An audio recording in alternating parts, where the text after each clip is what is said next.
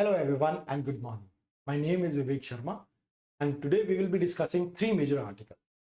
पहले आर्टिकल में we will be discussing about BRICS summit जहां पर 17th ब्रिक्स समिट के बारे में हम डिस्कस करेंगे.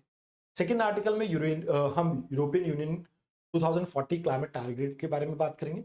लास्ट में हम प्रेशराइज्ड हेवी वाटर रिएक्टर्स के बारे में बात करेंगे. तो आइए पहले हम ब्रिक्स समिट के बारे में जानते हैं. अभी 17th समिट हुई रियो दी जेनेरियो ब्राजील में. यहाँ पर लीडर्स डिक्लेरेशन में इंडिया ने कंसर्न रेज किए क्रॉस बॉर्डर टेररिज्म में और कहीं ना कहीं ग्लोबल गवर्नेंस के अंदर रिफॉर्म लाने की बात की इंडिया ने इस मीटिंग में. इंडोनेशिया ने फॉर्मली इस ग्रुपिंग को ज्वाइन कर लिया है and global south representation increase करने की बात की इंडिया ने वेरियस इंटरनेशनल इंस्टीट्यूट्स में. अब अगली मीटिंग इंडिया कहीं ना कहीं चेयर करने वाला है, तो बाकी ब्रिक्स का जो आपके मेंबर्स है इंडिया का स्वागत करते हैं. अब ब्रिक्स एक्चुअल में आपका 2006 में बना था. पहले बना था ब्रिक, इसमें ब्राजील, रशिया, इंडिया, चाइना थी. 2010 में आपका साउथ अफ्रीका इसे ज्वाइन करता है. उसके बाद ब्रिक्स बन जाता है ये. फिर इथोपिया, इजिप्ट, ईरान और यूएई इसको ज्वाइन करते हैं एंड रिसेंटली इंडोनेशिया ने भी इसको ज्वाइन किया है. तो टोटल अभी मेंबर्स आपको कितने देखने को मिलते हैं? 1 2 3 4 5 6 7 8 9 एंड 10th आपका इंडोनेशिया बन गया.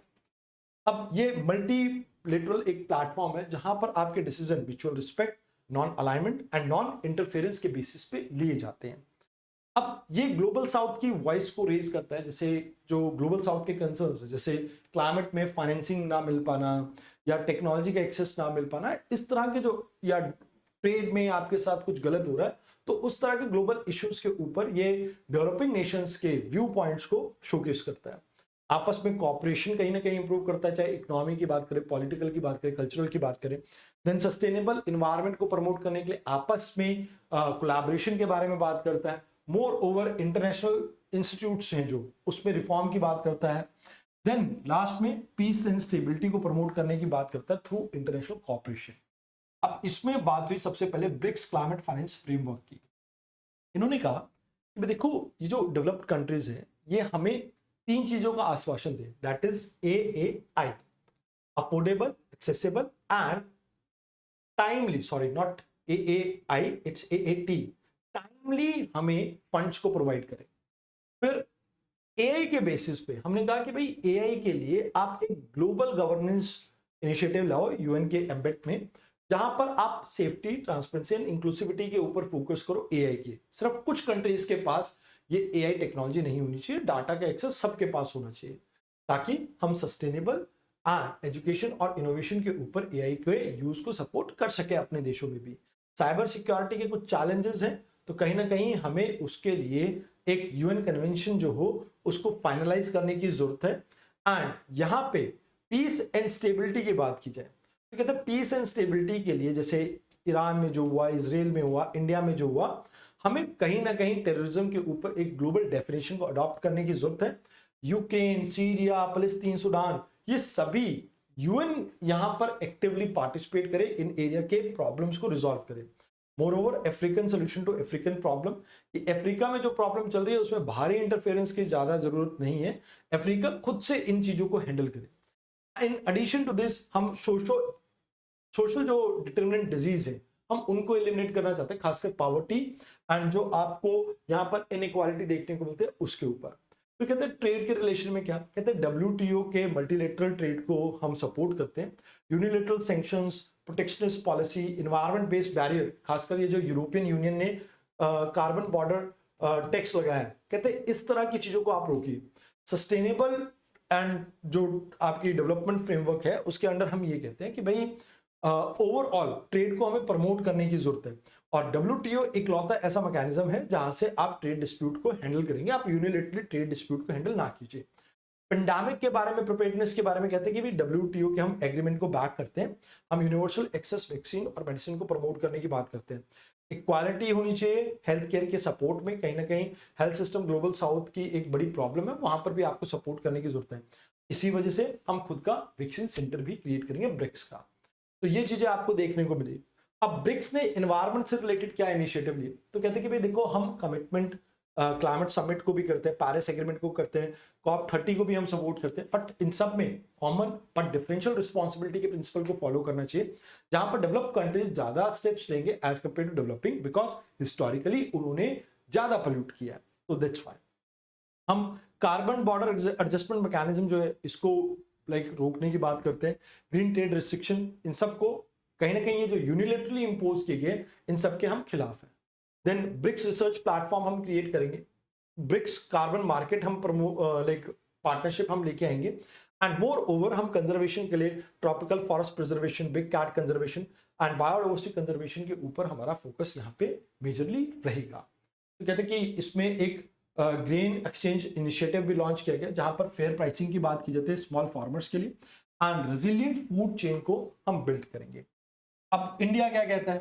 कहते हैं जी इंडिया का यहां पर मानना है कि भाई जियो पॉलिटिकल बैलेंस कर रहे हैं हम, पहली चीज तो जहां पर हम इंगेज कर रहे हैं चाइना और रशिया के साथ, और हम वेस्ट के साथ भी इंगेज कर रहे हैं, तो एक तरह से एक काउंटर बैलेंसिंग हम करने की कोशिश कर रहे हैं यहाँ पे। टेक्नोलॉजी एंड डेवलपमेंट की अगर बात की जाए तो आपस में pharmaceutical, digital infrastructure, AI, renewable energy, इन सभी इनिशिएटिव में एक दूसरे के साथ कंधे से कंधा मिला के हम चल सकते हैं।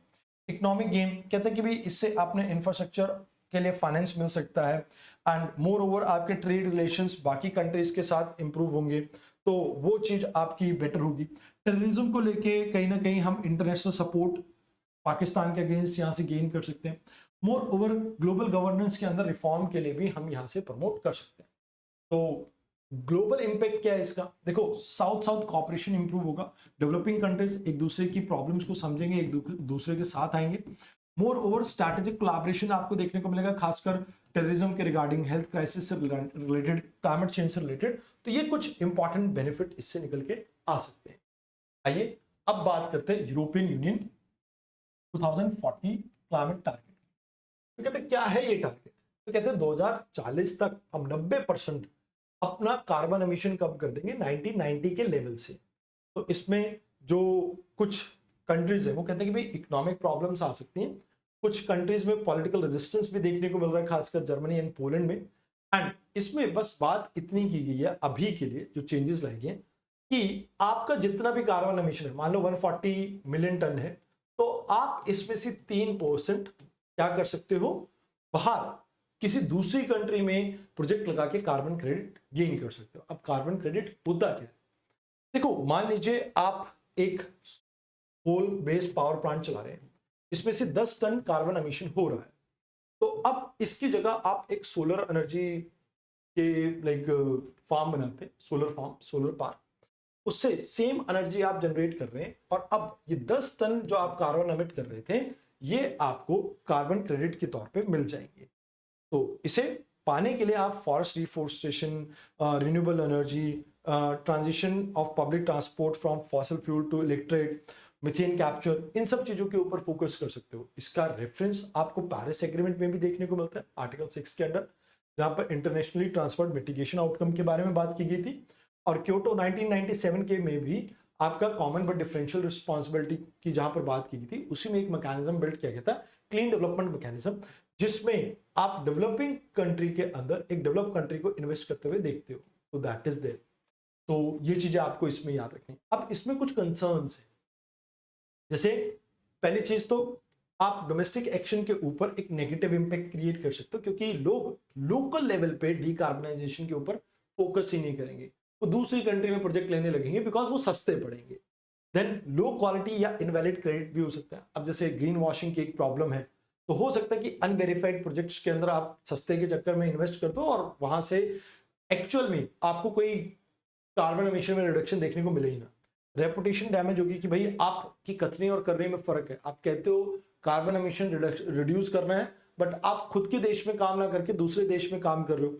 और कार्बन प्राइसिंग के ऊपर भी इसका असर पड़ेगा। भाई एक चीज है, यूरोप में कार्बन प्राइसिंग की जो मेथोडोलॉजी होगी वो टोटली डिफरेंट होगी। आप थर्ड वर्ल्ड कंट्री में कहीं पर इसका इन्वेस्टमेंट कर रहे हो तो वहां पर टोटली डिफरेंट होगी, तो वो एक प्रॉब्लम आपकी क्रिएट हो सकती है। तो कहते हैं कि एक्चुअल में ये जो क्लाइमेट टारगेट की बात हो रही है, ये आपका मेजर कैसे होगा? कहते हैं कि आपका नेट एमिशन को देखेंगे, टोटल में से जो आपने रिमूव किया उसको माइनस करके अब इसमें ग्रीन डील जो आई थी आपकी यूरोपियन 2019 में, इसमें कहा गया था कि 2050 तक हम नेट जीरो को अचीव करेंगे।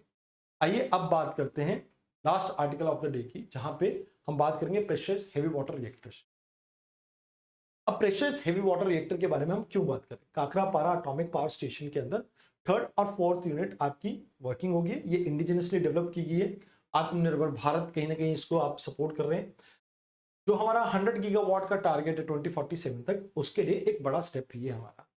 तो इसको अभी अप्रूव किया है एटॉमिक एनर्जी एजेंसी में। ये एक statutory body, atomic energy act 1962 के अंदर, 1962 के अंडर इसको 1963 में फॉर्म किया गया था। 6 मेंबर्स बॉडी देती है, जिसमें एक चेयरपर्सन होते हैं, एक अदर पर्सन आपके परमानेंट होते हैं, बाकी कुछ एक्सपर्ट्स इसमें 3 से 4 आपके रखे जाते हैं। तो एक एग्जीक्यूटिव ऑफिसर भी होता है इसमें। ये चीजें आपको इसमें याद रखनी है। अब न्यूक्लियर रिएक्टर्स होते क्या है? देखो, न्यूक्लियर एनर्जी 2 तरीके से बिल्ट होती है, एक फ्यूजन रिएक्शन, एक फिजन रिएक्शन। फ्यूजन रिएक्शन में हीलियम फॉर्म होती है। कैसे फॉर्म होते हैं?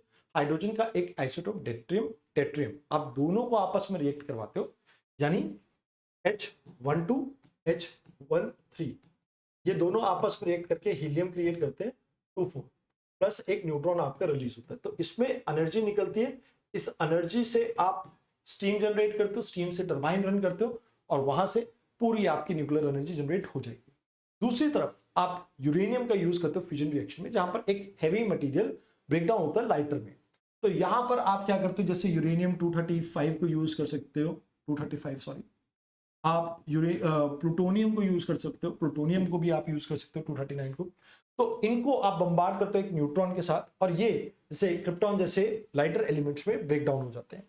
अब इसमें कई पार्ट्स होते हैं आपके, जैसे फ्यूल होता है जिसमें यूरेनियम प्लूटोनियम आ गया आपका, कंट्रोल रॉड होते हैं बोरोन और कैडमियम की बनी होती है, ये एब्जॉर्ब करते हैं एक्सेसिव न्यूट्रॉन को, ताकि कंट्रोल रिएक्शन आप कर सकें, अदरवाइज ये अनकंट्रोल्ड हो जाती है। प्रेशर वेसल होता है जो ओवरऑल इसको पूरे कोर को मेंटेन करके रखता है। एक मॉडरेटर होता है जो स्लो डाउन करता है न्यूट्रॉन को, ताकि चेन रिएक्शन को सस्टेनेबल बनाया जा सके। कूलेंट ओवरऑल हीट को ट्रांसफर करता है, स्टीम में जनरेट करके टरबाइन को रन करने में हेल्प करता है। एंड एक कंटेनमेंट स्ट्रक्चर होता है जो ओवरऑल इस चीज को पूरी को स्टोर करके रखता है। तो वैसे ये न्यूक्लियर रिएक्टर्स आपके डिफरेंट टाइप के होते हैं। मेजरली इंडिया में प्रेशराइज्ड हेवी वाटर को आप यूज करते हैं। अभी हमने एक ही क्रिएट किया है, that is fast breeder reactor. ये एक ही बना है अभी, मतलब बहुत सारे नहीं है, हम कोशिश कर रहे हैं इनको भी इंडिया में बिल्ड कर रहे हैं। तो प्रेशराइज्ड हेवी वाटर में नेचुरल यूरेनियम को आप यूज कर रहे हो, डेट्रियम को आप मॉडरेटर और कूलेंट के तौर पे यूज कर रहे हो। इंडिजिनस खुद से टेक्नोलॉजी बिल्ड की गई है। तो इसमें बेनिफिट आपका ये रहता है कि भाई आपकी न्यूट्रॉन बेस्ड इकोनॉमी को आप प्रमोट कर पाओगे। खुद से डिजाइन किया तो आपकी कॉस्टिंग कम हो जाएगी। एंड इसको बिल्ड कर रहा है आपका लाइक भवानी, एक आपका PSU है, वो इसे बिल्ड करता है। एंड इसको रिफ्यूलिंग के तौर पे यूज कर सकते हो, जहां पर आप फास्ट ब्रीडर रिएक्टर में इसके वेस्ट प्रोडक्ट को फीड करके आगे अपनी न्यूक्लियर एनर्जी के स्टेज 2 को अचीव कर सकते हो। दीज आर द थिंग्स जो आपको इसमें याद रखनी है। आई होप आपको डिस्कशन अच्छी लगी हो। आज के डिस्कशन में इतना ही था। कल मिलते हैं एक नए डिस्कशन के साथ। धन्यवाद।